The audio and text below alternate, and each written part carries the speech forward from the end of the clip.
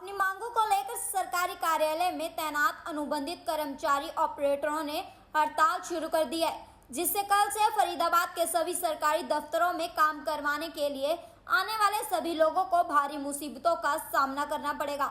सभी सरकारी दफ्तरों में काम करने वाले अनुबंधित कंप्यूटर ऑपरेटर अनिश्चितकालीन हड़ताल पर चले गए हैं। छुट्टी के दिन से इन कंप्यूटर ऑपरेटरों ने हड़ताल शुरू कर दी है। ऐसे में आमजन को मुसीबतों से दो चार होना पड़ेगा। कंप्यूटर ऑपरेटरों का कहना है कि जब तक उनकी मांग नहीं मानी जाएगी तब तक उनकी हड़ताल जारी रहेगी। उनकी मांगों में सभी स्थायी नियुक्ति, रेगुलर कर्मचारियों की तरह समान काम समान वेतन, 58 साल तक इनकी नियुक्ति हो की प्रमुख मांग शामिल है। सेक्टर 12 के लघु सचिवालय में मेन गेट के सामने बैठकर दर्जनों कर्मचारियों ने सरकार के विरुद्ध जमकर नारेबाजी की और चेतावनी देते हुए कहा कि जब तक उनकी मांग नहीं मानी जाएगी तब तक उनका धरना यहां पर चलता रहेगा। क्या नाम है जी आपका? मेरा नाम है योगेश चौधरी।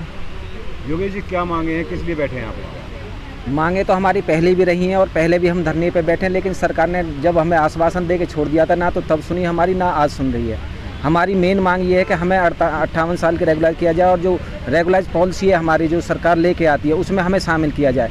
पिछली बार भी ऐसा हुआ था कि हमें रेगुलराइज जो पॉलिसी सरकार ने बनाई थी उसमें शामिल नहीं किया और अब की बार भी हमारे साथ यही हो रहा है। और ये अब से नहीं हो रहा, लगभग 15 से 20 साल के करीब कई ऐसे भाईजन हैं जो इतने सालों से काम कर रहे हैं, लेकिन उस इतने सालों में सिर्फ आश्वासन के सिवा कुछ नहीं दिया सरकार ने। सर मैं तो यही कहना चाहूँगा जी, सबसे पहले कि हमें तो अब मतलब जो है ना आउटसोर्स से लगे हैं, जैसे भी लगे हैं सर, हमें सबसे पहले तो जो है नियमित करा जाए जी। 58 साल की जॉब सिक्योरिटी मिले सब, सबसे पहले तो ये चीज़ कहना चाहेंगे। अभी सबसे पहले हमें रेगुलर किया जाए जी, और हमें जो सेवा जो 58 साल की सेवा वाली हमें किया जाए रेगुलाइजेशन में, और हमारी जो DITS सोसाइटी है उसको हमें उसमें पॉलिसी मिला जाए जिसमें परमानेंट पॉलिसी सरकार बना रही है। और हमारी मांग है कि हमें पक्का किया जाए।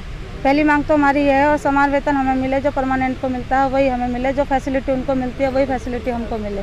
ये हमारी मुख्य मांगे हैं एक तरह से। अगर सरकार आपकी मांगे नहीं मानती है तो हम इसी तरह अपने धरने पे बैठे रहेंगे सर। आज तो छुट्टी का दिन है, कोई फर्क नहीं पड़ रहा है लोगों को, आमजन को। कल जब काम का दिन होगा तब आमजन बहुत परेशान होंगे, तब कैसे बात करें? अगर सरकार चाहती है कि आमजन परेशान ना हो तो वो हमारी मांगों को मान ले, तो आमजन परेशान नहीं होगी। तो हम अपनी सीटों पर जल्द बैठ के उनको जो भी उनकी सुविधा है उनका लाभ दे सकते हैं। ऑपरेटर हूँ सरल केंद्र फरीदाबाद में, लाइसेंस डिपार्टमेंट में।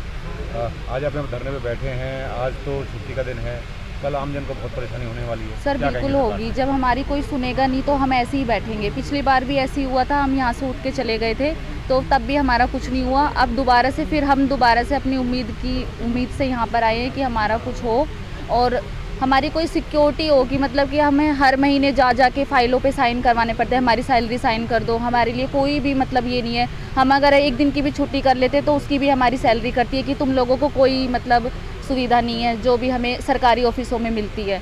तो पब्लिक को तो परेशान होना ही पड़ेगा सर। पिछली बार मांगे नहीं मानी थी, अगर इस बार भी सरकार ने मांगे नहीं मानी तो धरने का क्या स्वरूप? यहीं बैठे रहेंगे सर जब तक नहीं होगा। फरीदाबाद में हूँ कार्यरत। क्या कहना चाहेंगे आज आप धरने पे बैठे हुए हैं? सर जब तक हमारी मांगे पूरी नहीं होती तब तक तो सर हम बैठे रहेंगे, क्योंकि एक्चुअली ये हर बार ऐसे होता है, हर बार हमारी मांगे नहीं वो होती हैं, तो इस बार तो सर हम धरने पे डटे रहेंगे।